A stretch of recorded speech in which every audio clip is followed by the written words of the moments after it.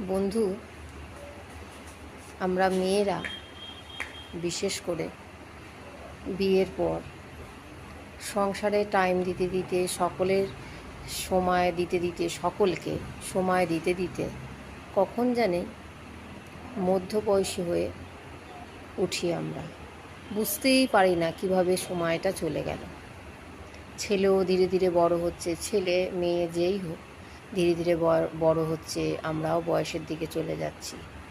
তাই যেন জীবনটা শেষ হওয়ার আগেই আক্ষেপটা না থাকে, এটা হলো না, ওটা পারলাম না।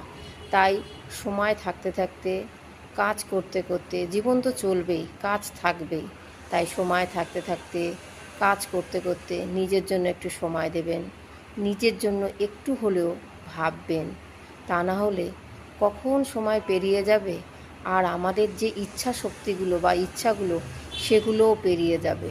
তখন মনে হবে এটা যদি ওই সময় করতাম, ওটা যদি ওই সময় করতাম বোধহয় ভালো হতো। হ্যাঁ, তাই